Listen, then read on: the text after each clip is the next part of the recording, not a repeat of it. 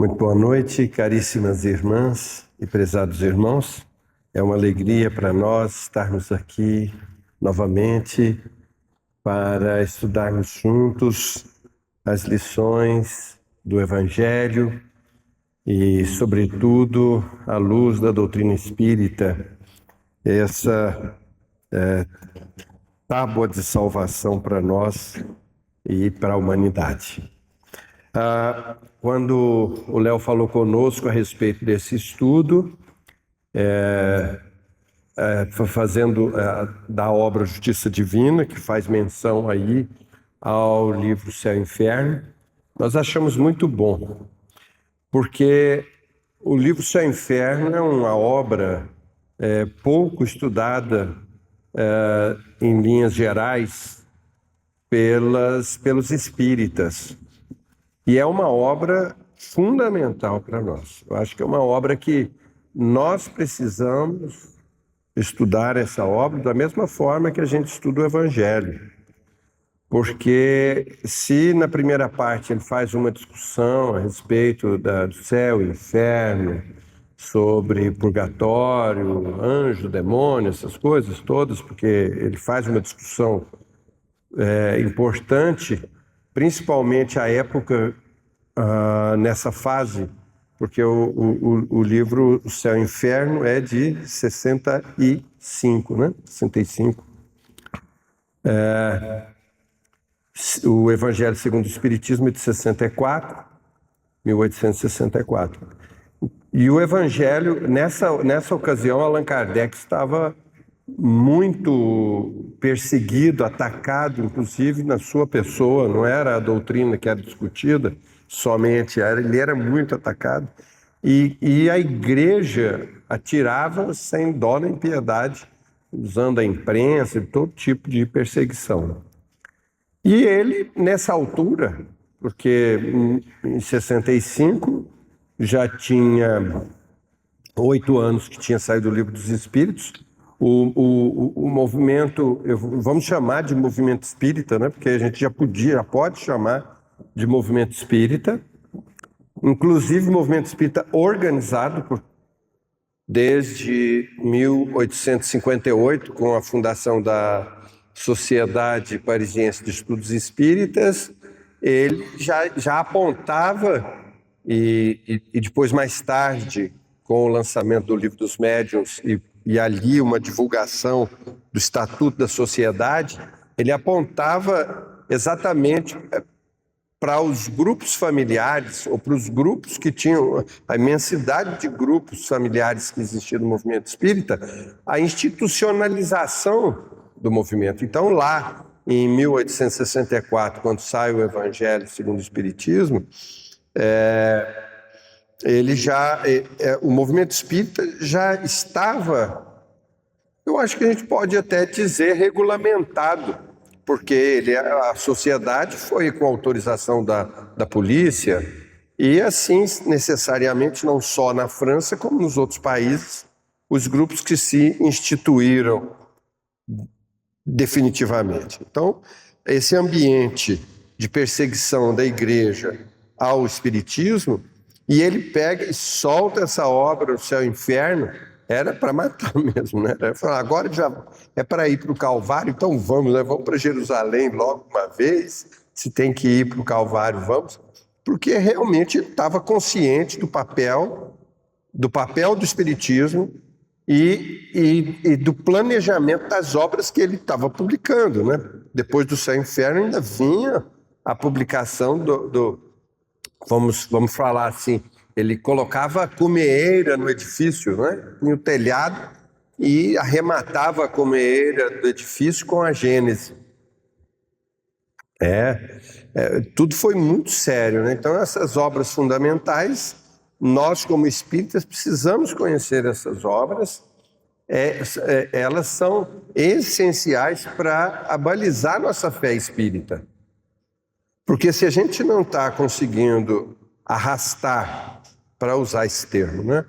Arrastar o número de provas e o ambiente contraditório que nós estamos vivendo na atualidade, nós precisamos que a nossa fé espírita seja suficiente para isso. Caso contrário, é debandada, é deserção, é mais sofrimento, é depressão, é tristeza, é negativismo. Então, o conhecimento das obras de Allan Kardec implica em dizer que nós estamos conhecendo o Espiritismo integralmente. É claro que, posteriormente, vieram várias publicações, os clássicos, né, daqueles pensadores logo ali pós-desencarnação de Allan Kardec, e mais tarde uma complementação com as obras, com essas obras vamos falar do Chico, as do Divaldo e de alguns autores, alguns outros médiuns e alguns autores que foram do século XX, que foram também importantíssimos. Então é claro que o Evangelho segundo o Espiritismo, se a gente abrir o Livro dos Espíritos e o Evangelho e for lá na página de créditos, nós vamos ver lá a quantidade de milheiros que foram publicados, né? Então o Livro dos Espíritos e o Evangelho segundo o Espiritismo ganham numericamente de milhões de exemplares vendidos.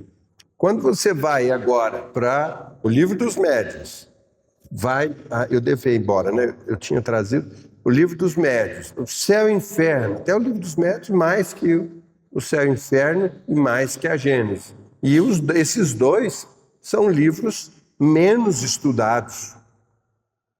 É claro que o Evangelho ganha e muito, porque o Evangelho nos também fortalece a nossa fé. O Evangelho, ele é afetivo, né?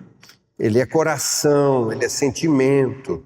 Já o Céu e o Inferno também tem isso menos, mas muita lógica, muito raciocínio, exatamente para fazer uma construção correta dessas figuras seculares e milenares, do demônio, dos anjos, da doutrina dos demônios, da doutrina dos anjos, porque isso tem fundamento num nível. E Kardec explica isso da forma coerente da doutrina espírita. E na segunda parte do Céu e Inferno, a gente vai encontrar as comunicações, né? As comunicações no Céu e Inferno são também assim, de muita precisão, porque era uma radiografia do mundo invisível. E aí ali, nessa segunda parte, ele coloca, classifica, né? Ele faz algumas classificações dos grupos de espíritos no mundo invisível, como assassinos arrependidos, o grupo dos suicidas, o grupo das almas felizes, das almas arrependidas. Então são grupos de comunicações em que ele radiografa o mundo espiritual e ele escolhe comunicações que são complementares uma à outra. Um exemplo é o capítulo dos suicidas. O capítulo dos suicidas, inclusive o capítulo dos suicidas, é um capítulo que a gente precisa ler, porque existe um malveso. A gente, no movimento espírita, e eu me coloco nesse grupo porque eu já pensei assim, temos uma visão dos suicidas que não é tão certa na generalidade.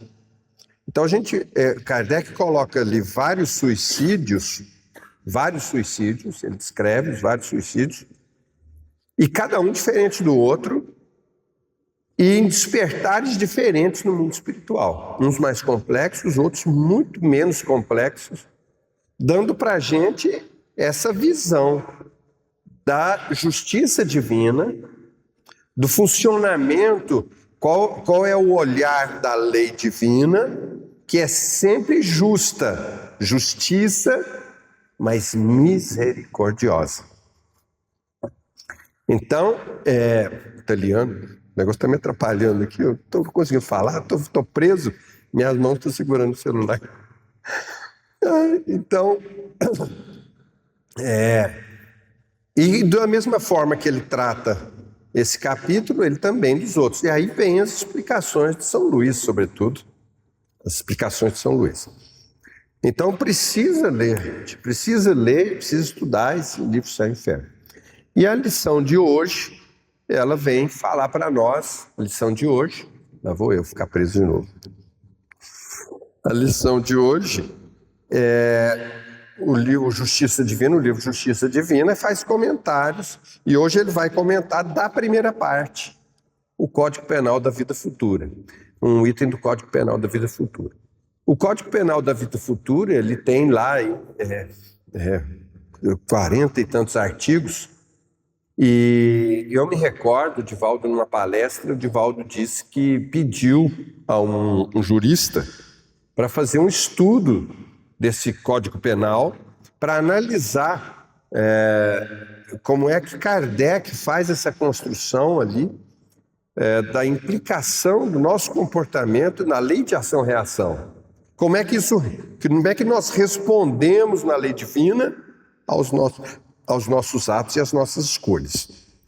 E aí tem um trecho, sobretudo, no Código Penal, um dos itens que eu acho assim, muito significativo, é quando ele diz que para nós repararmos uma falta, nós somos espíritos endividados. Sem falar do que a gente esqueceu do passado e que está agindo na decisão, ou que agiu na decisão hoje da minha vida e da vida de vocês, em tudo quanto está permeado nas nossas vidas, porque a reação, né, do passado e as necessidades, inclusive as pessoas que estão conosco no casamento, na família, filhos, pai, mãe, e outras coisas, né? Até mesmo no nosso contexto, na casa espírita, enfim, tudo isso está interligado. Então é claro que sem levar em consideração isso, e pensando nas atitudes que nós tivemos na atualidade, na atual reencarnação, a gente precisa reparar isso. Por que a gente precisa reparar? Na verdade, uma falta, o Código Penal fala, eu não sei se é no 16º, no 26º, ele diz assim que nós temos, que passamos por 3 etapas para a gente reparar, né? Para a gente liberar a nossa consciência. É o arrependimento, a primeira fase. A expiação, o segundo. E a reparação. Nós necessariamente passamos por essas 3 etapas para liberar a nossa consciência. Lá no Livro dos Espíritos temos uma pergunta, é a pergunta número 1000 do Livro dos Espíritos. Eu acho que a 1000, a 1001, e ali estão lidos a respeito disso. Ele diz para nós, os Espíritos respondem a Allan Kardec, que o bem que nós fazemos anula o mal que nós fizemos. Isso é uma contabilidade divina. E é isso que fica depreendido. Mas então nós precisamos ter esse despertar. Primeiro, para não criar mais problema, né? Porque a gente adora criar problema. A gente declama a paz, mas quer a guerra. Porque a gente faz a guerra, a gente provoca de diversas formas, até inconsciente, né? A gente acaba criando uma briga, né? A gente adora uma briguinha.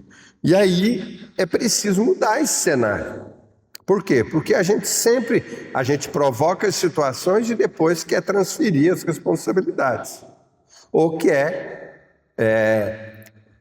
inclusive, negando o espiritismo, larga a frequência do centro espírita e vai frequentar outra religião, achando que deixa de ser espírita. Porque não tem jeito, né? Uma vez, de novo o Divaldo, eu ouvi o Divaldo falar assim, eu já ouvi falar, eu fui espírita, agora não sou mais não. Aí o Divaldo virou para ele, bem para a pessoa, falou assim, eu nunca ouvi falar de ex-espírita. Não, nunca ouvi falar. Porque você aprende a andar de bicicleta, nunca mais esquece. Você aprende a ler, nunca mais desaprende a leitura, né? A não ser que venha aí um problema sério, cerebral, né? Mas mas não desaprende. Você fala, eu não vou ler o outdoor, já leu. Não tem esse negócio. Então, ele fala assim, olha, ex-espírita. Então é um tal de a gente querer adormecer a consciência. E esse negócio de adormecer a consciência não existe, não. A pessoa até bebe, dá uma fumada, não é? Inventam as modas aí, mas não tem jeito. A consciência é a guardiã da nossa probidade. Não adianta. Então é por isso que a pessoa sai do espiritismo. Por quê? Porque ou progride ou progride. E não é fácil esse discurso. Olha, gente, não é fácil esse discurso. Nós estamos marcando passo como humanidade tem um tempão. Então, mas a gente também, por isso que a gente tem que estudar a doutrina, por isso que a gente tem que estudar a doutrina. A gente tem que estudar, nós estamos falando do céu e inferno, a gente tem que estudar. Por quê? Porque ele nos ajuda a desmistificar muita coisa que a gente constrói e não é verdade. Inclusive essa história, por exemplo, culpa é um negócio que incomoda? Ele incomoda. Mas quando a gente também entende essa misericórdia divina funcionando, quando a gente entende que o sentido existencial é para a nossa iluminação e que é para nós sermos felizes e não desgraçados, porque o discurso, um outro malveso do discurso espírita que existe não, a gente vem para pagar os débitos. Não, a gente veio para ser feliz. A gente veio na encarnação para ser feliz. Aí a gente aproveita e liquida aí umas coisinhas. Se a gente é engajado, esforçado, disciplinado, aí a gente paga um montão de coisa. Por quê? Porque o bem anula o mal. Então é preciso querer fazer o bem. Aí alguém vai falar assim, mas aí é difícil, né? Aí tem muito problema. Tem problema.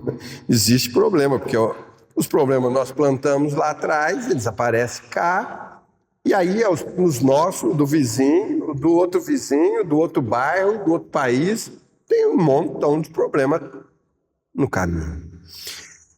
E é o seguinte, não é passo de mágica. Do mesmo jeito que a gente colocou a pedra, a gente tem que tirar a pedra. Então é preciso ter disposição, entender que precisa fazer esse trabalho com alegria, que precisa fazer o enfrentamento com uma proposta de semeadura, porque quando a gente também faz o bem e anula o mal, a gente está semeando o bem. A gente está dando exemplo do bem. E aí as sementes mudam, porque a gente tem que começar o mais cedo possível, não é aquela... Aí o malveso que eu disse também é esse, do pessimismo ou da desgraça iminente, não, porque a gente nós somos miseráveis, desgraçados, nós estamos numa terra, expiação e provas. Gente, isso vai ser enquanto a gente continuar mantendo esse projeto. O meu caminho, o seu caminho, somos nós que fazemos. Aí o Emmanuel, que não é desse mundo, aliás, ele é, né? Ele é desse mundo, sim. E do mundo de felicidade, porque o Emmanuel já cresceu, né? Ele que fica aqui com a gente, ajudando a gente a crescer. A gente fica falando do Dr. Bezerra, foi convidado para ir em todas as outras esferas. Esse Emmanuel também, ele já podia estar em outro lugar. Ele preferiu ficar aqui com a gente. E ele escreveu uma lição aqui, eu vou ler a lição, que é o que o Léo pediu para a gente dar uma analisada, não é?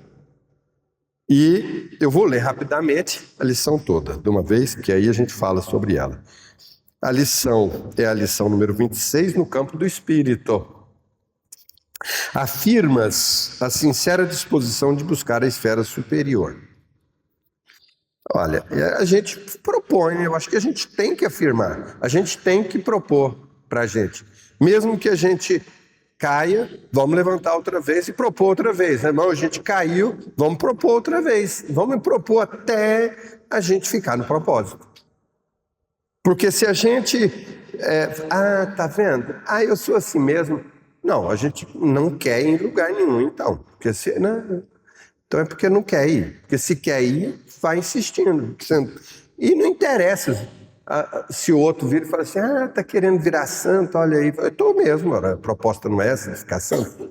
Iluminação. Então eu quero. E a gente tem que ir mesmo. Então afirmas a sincera disposição de buscar a esfera superior. Nós temos que afirmar, nós temos que insistir com isso. Aí, quando a gente fala isso, entretanto, a gente afirma, mas entretanto, aí o Emmanuel começa, né? Surpreendeste lutas enormes no próprio lar, onde os mais amados te sonegam o entendimento. Observaste a queda dos melhores companheiros que te exercitavam na elevação. Isso acontece, né? Recebeste a lama da calúnia sobre as mãos limpas. Viste amigos queridos dependurarem-te o nome no varal da suspeita. Notaste que as tuas mais belas palavras rolaram no gelo da indiferença. Recolheste escárnio em troca de amor. Olha, esse homem, ele sabe das coisas. Ele já viu isso tudo acontecer. Todos esses problemas, no entanto, são desafios da vida a te pedirem trabalho. Quer dizer, isso acontece nas nossas vidas. Toda hora isso acontece. Seja qual seja a dificuldade, não acuses e não desanimes. Ainda bem que patrocínio não tem isso, né? Lá em Araguari, eu tenho certeza, viu, gente? Mas patrocínio não tem desânimo nem acusação. Seja qual seja a dificuldade, não acuses e nem desanimes. No campo do espírito, a injúria é lodo verbal. Olha, o Emmanuel sabe das coisas, gente. Ele sabe das coisas. Ele faz uma abordagem mais filosófica, mas ele tem essa pegada psicológica, porque ele sabe, ele conhece, primeiro, que ele viveu.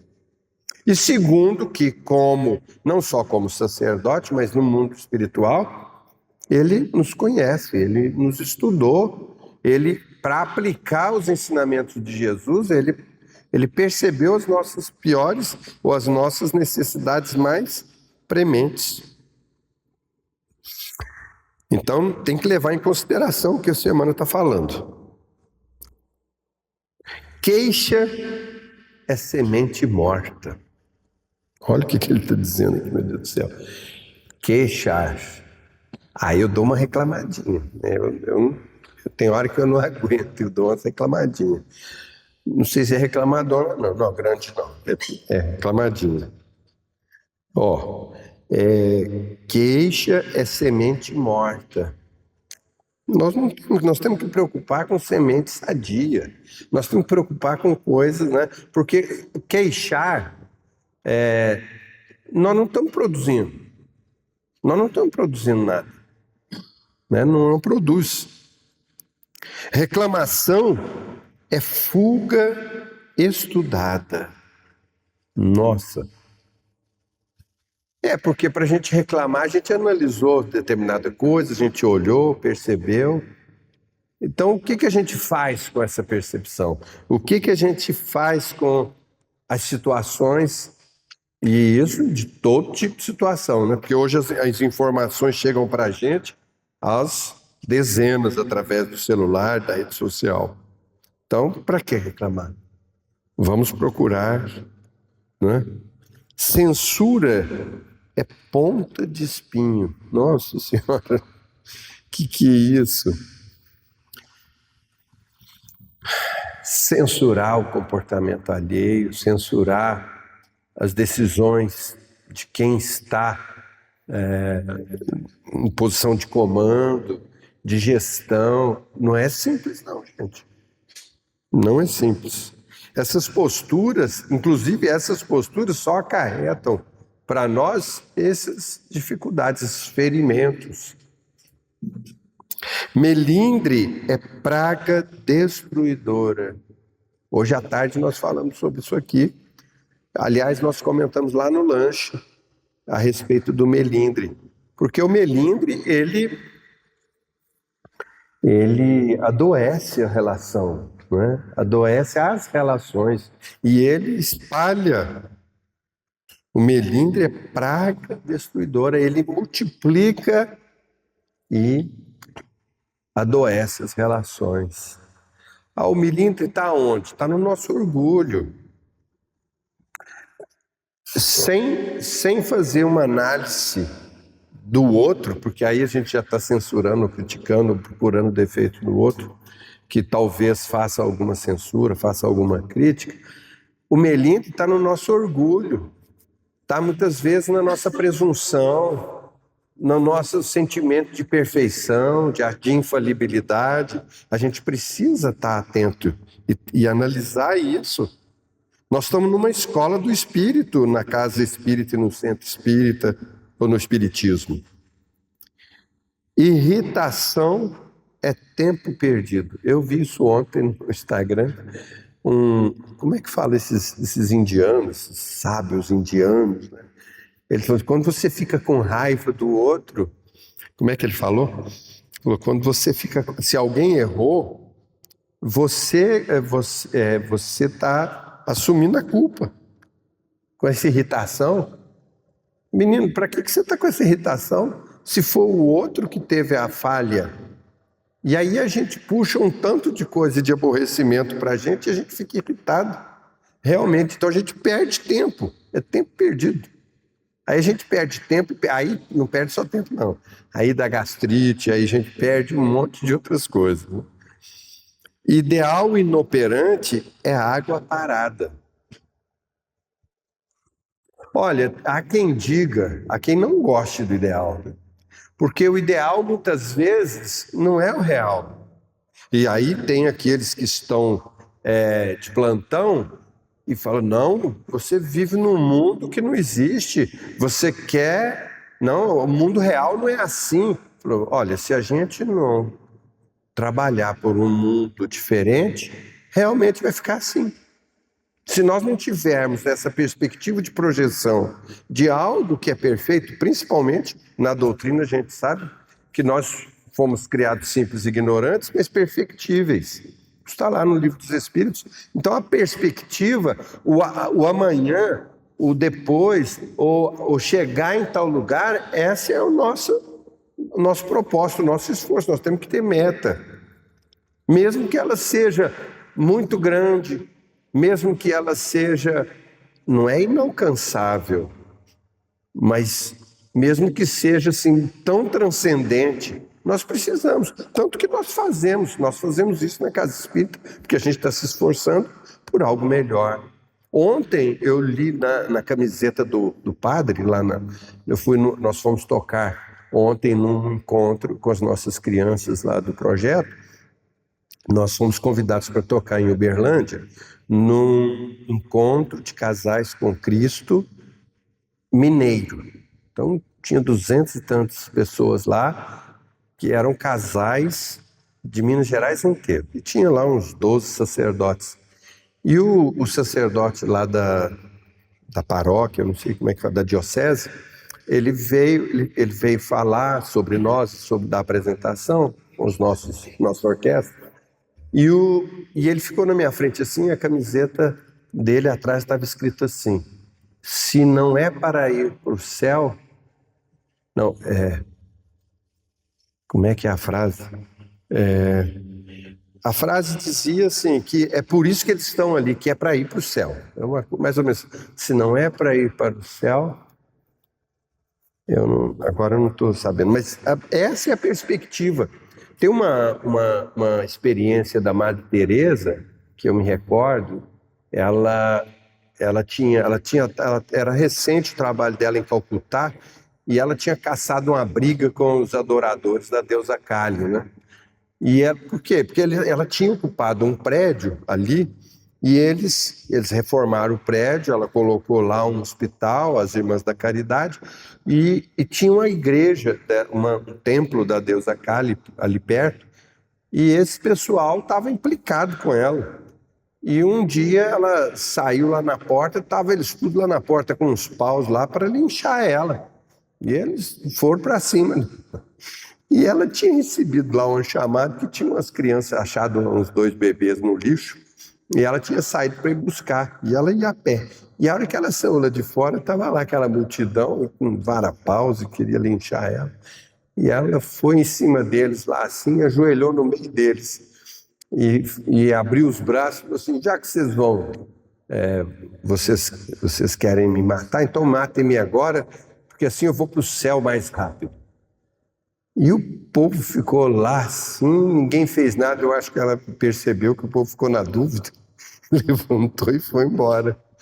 Levantou e foi embora buscar os meninos, e todo mundo ficou assim, né? Mas é a coragem da fé dela, né? Fora também, alguém poderia dizer: ah, mas ela é presunçosa, né? Uma freirinha presunçosa, né? Achando que vai para o céu. Ué, mas se a gente está fazendo o bem, para onde que a gente vai? Se não for para ir para o reino dos céus, eu não quero. Mas onde já se viu? É claro que tem essa perspectiva. Essa é uma perspectiva, né? E não fui eu que inventei, né? Foi só o nosso Senhor. Então, é preciso que o nosso ideal, seja operante. Vamos tratar de colocar, se a gente tem perspectiva de um mundo melhor, vamos tratar de pôr mãos à obra para construir esse mundo. Então a gente tem que ter um ideal operante. Desalento é ramo seco. Ixi, tem muita árvore seca por aí, hein? Meu Deus, nós não podemos deixar a depressão chegar e fazer morada, não. A gente pode ficar tristinho um pouquinho. Um pouquinho pode, mas chega. Aí a gente pega e dá uma chacoalhada e segue em frente. Nós tínhamos uma amiga, uma senhora, essa é da época do meu avô, ela já desencarnou, deve ter uns 10 anos, e a mulher, assim, bem eradinha, ela devia ter o quê? Quase 100 anos. E ela um dia, foi uma experiência. O neto dela desencarnou num acidente de carro. E era um moço, assim, esforçado e tal. E nós chegamos lá. Nossa Senhora, que situação, né? E ela veio ao nosso encontro, assim. E ela veio tão, assim. E apertou a mão da gente. Nós chegamos lá, assim, tudo sofrido, né? Ela estava, assim, firme e naquela fé mesmo. Eu olhei nela assim, ela falou assim: é isso mesmo, eu não tenho dó de mim, não. Esse negócio de vir começar a ficar com dózinha da gente, nós temos que enfrentar as coisas que tem que enfrentar. Eu falei: Jesus de minha alma. Eu não falei, eu não disse nada. Eu ia chegar lá: minha irmã, Deus te abençoe, né? Os guias que olham, a mulher pega e me solta essa. E ela que é o dobro da minha idade, né? Hoje eu tô só com 59, hein? Então, assim, mas a mulher saiu com essa. Eu fiquei assim, gente do céu. Não, e ela falou, nunca tive dó de mim. Eu enfrentei todos os meus problemas, eu enfrentei com essa coragem. E não pode, porque se a gente agora mesmo a gente amolece, né? Aí fica desalentado. Eu não devia, eu sou vítima. Nós não somos, não. Isso aí, eu não sei, ela não falou isso, né? Mas sabe lá, né?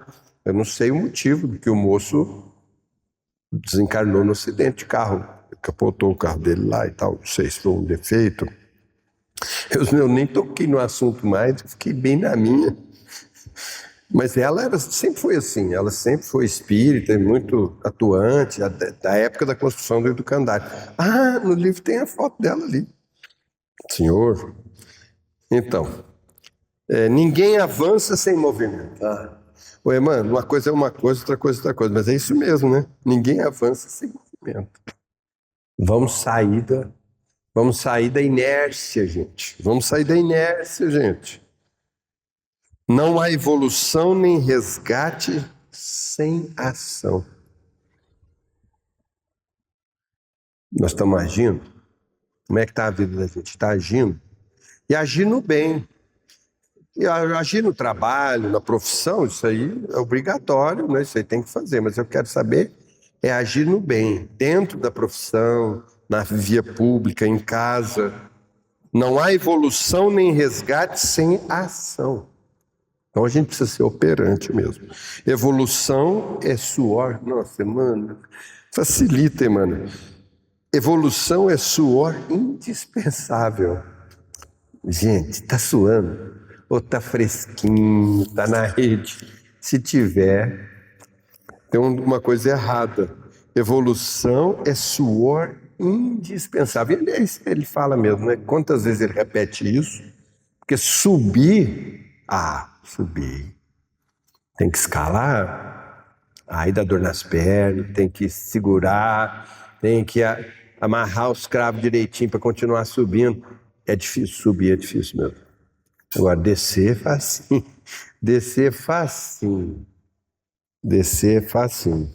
Então, subir, gente, precisa de esforço. Coragem. Coragem. Evolução é suor indispensável. Implica em esforço. Esforço. Evolução é suor indispensável. Resgate é suor necessário. Meu Deus, Emmanuel, não. Resgate é suor necessário com o pranto da consciência. Ô, Léo, você tem certeza? Não, Emmanuel. Gente, não fica tristinho, não. É para ficar animadinho. Faz favor. Resgate é suor necessário com o pranto da consciência. Por que pranto da consciência, hein? Resgate é suor necessário com o pranto da consciência. Por que pranto da consciência, Léo? Resgate é suor necessário com o pranto da consciência.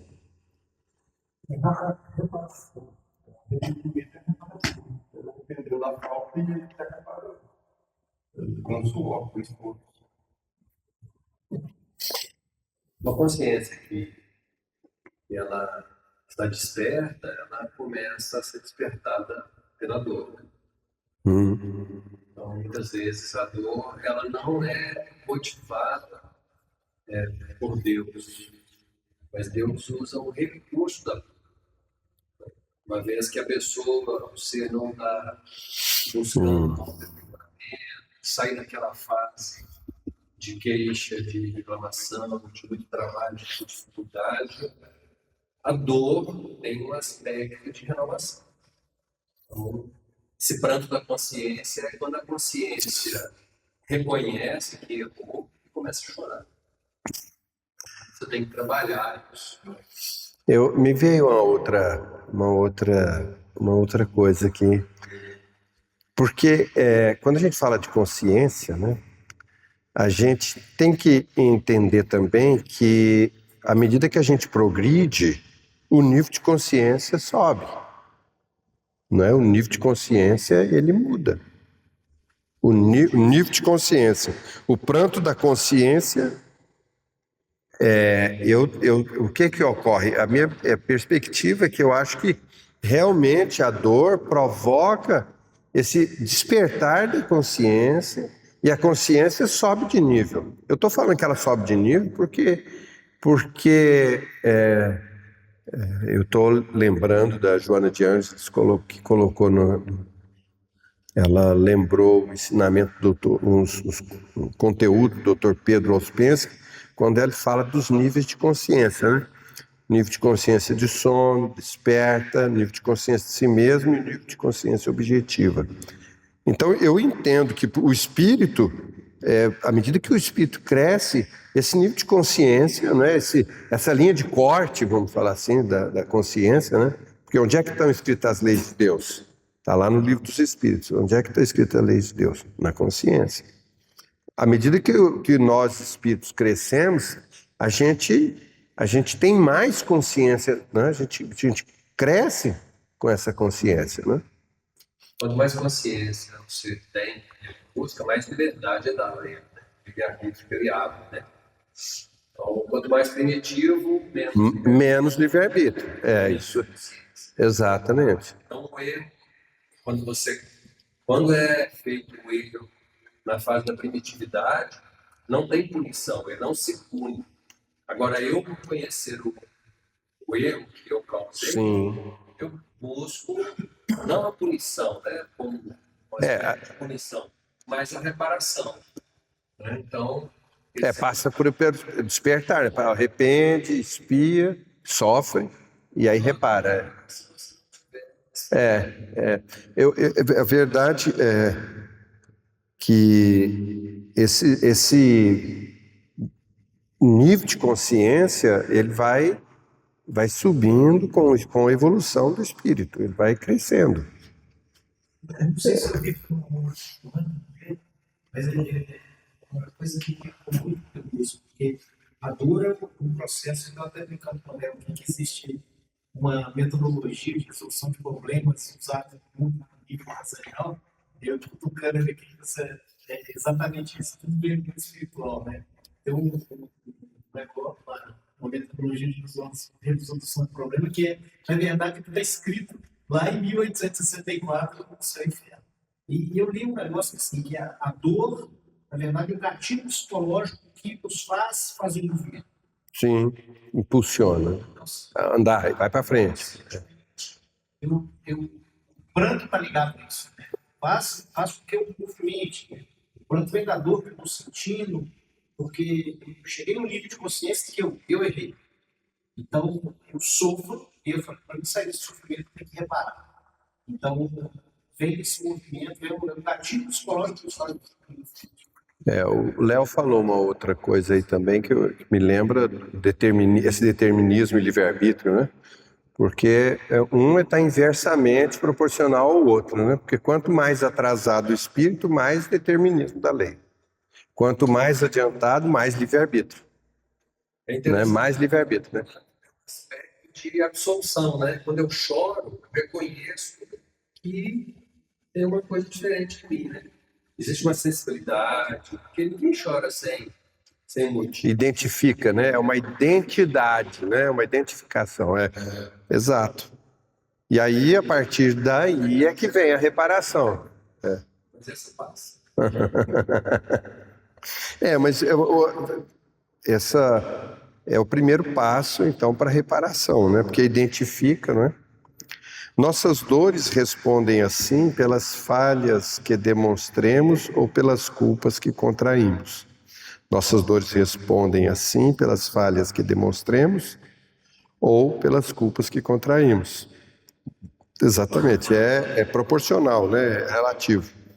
A lei estabelece, porém, que as provas e as penas se reduzam ou se extingam, sempre que o aprendiz do progresso ou o devedor da justiça se consagre às tarefas do bem, aceitando espontaneamente o favor de servir e o privilégio de trabalhar. O favor de servir e o privilégio de trabalhar. Quer dizer, em nenhuma dessas circunstâncias a gente pode esquecer disso.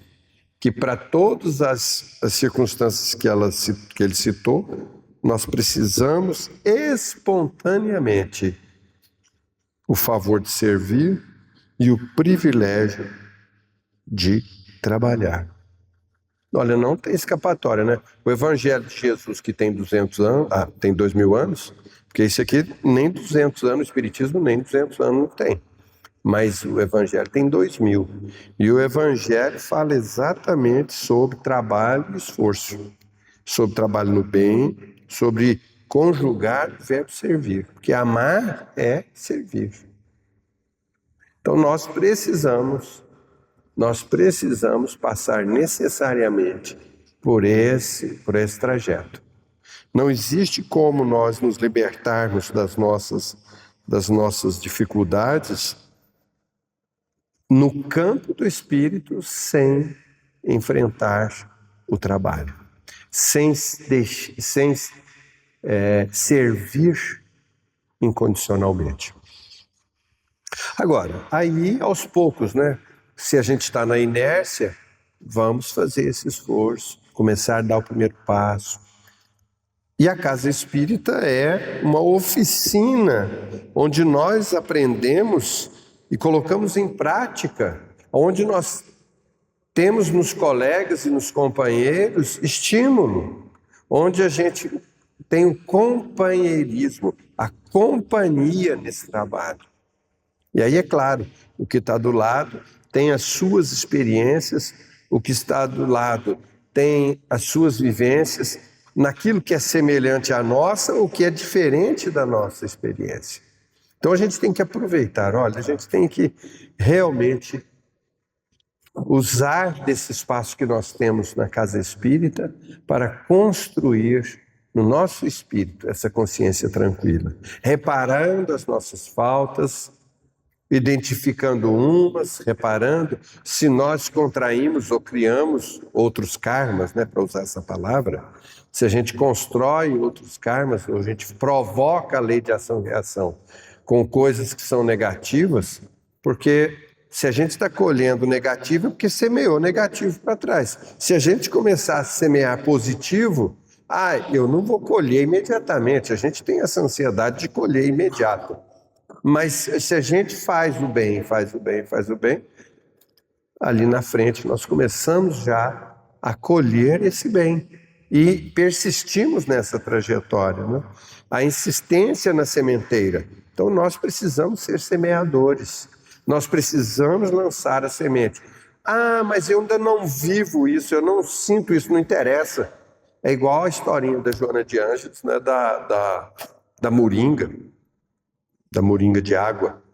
Essas moringas de barro, né, que tem um gargalo, como é que a gente limpa isso se tem sujidade lá dentro, se tem barro dentro da moringa?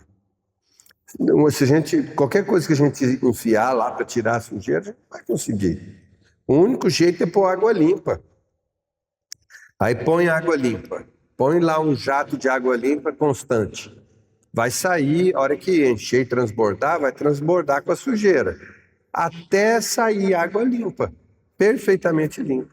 Assim a nossa alma, assim a nossa vida, assim o nosso caminho, nosso trecho, esse que a gente está transitando. A gente precisa pôr água limpa e não ter dó de pôr água limpa, não. Não interessa as outras pessoas, não interessa o que se estão pensando, se estão insatisfeitas ou se não estão. Nós é que precisamos, com a nossa consciência, estarmos bem, fazendo o nosso melhor. Porque tem a misericórdia divina. Olha, tem a misericórdia divina, mas a justiça funciona. E a justiça, ela é dura. A justiça por pouco, quando a gente fala, é claro que quando a gente lembra lá de Moisés, no olho por olho, dente por dente, de alguma forma, ele estava autorizando alguém a cobrar daquele delinquente na mesma proporção. Mas a lei divina cobra na mesma proporção. Só que leve em consideração a lei divina. Ela não está dando direito a nós cobrarmos. É a lei divina quem faz essa contabilidade. Com o outro e conosco. Porque se a gente mostra o outro, mas a contabilidade acontece com a gente também. Só que ela é misericordiosa.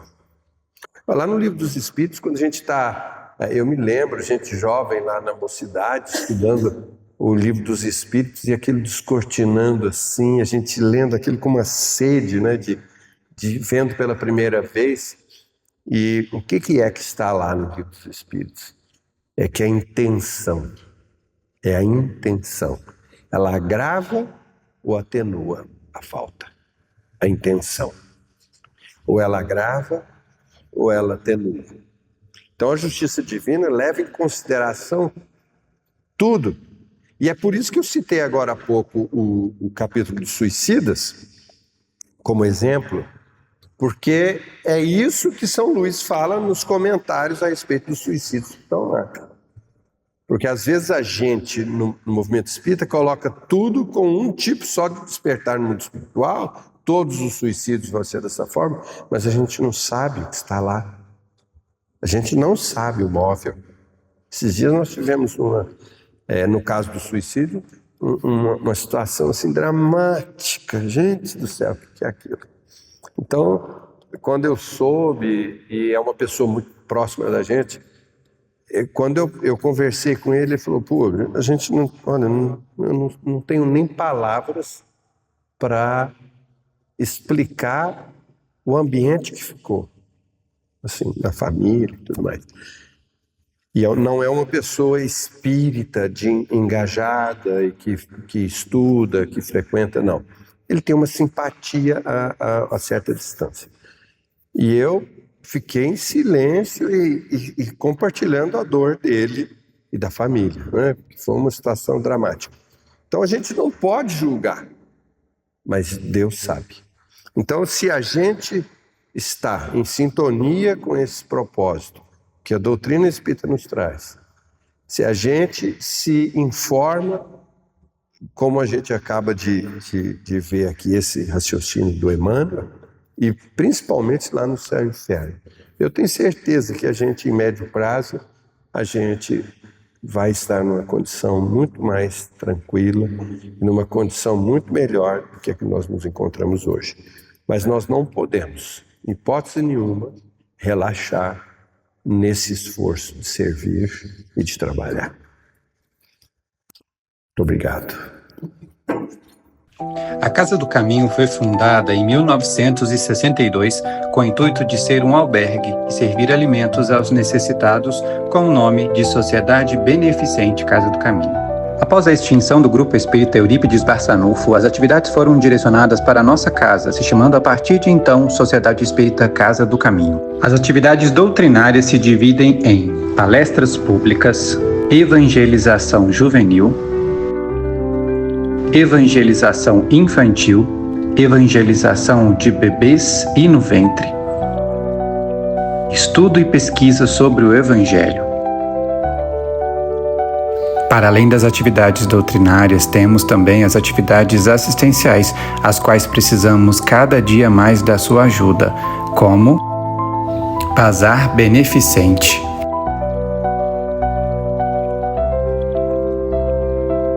Quentinhas,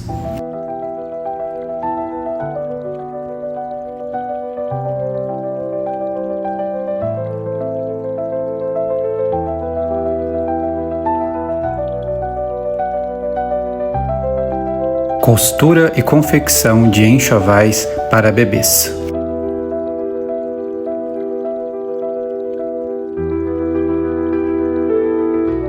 Arrecadação e distribuição de cestas básicas.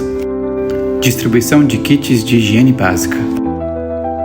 Distribuição de kits de verduras. Entrega de sopa fraterna. Doação de pães e leite. Para que esses trabalhos continuem, precisamos da sua ajuda. Venha trabalhar conosco ao ser um doador associado.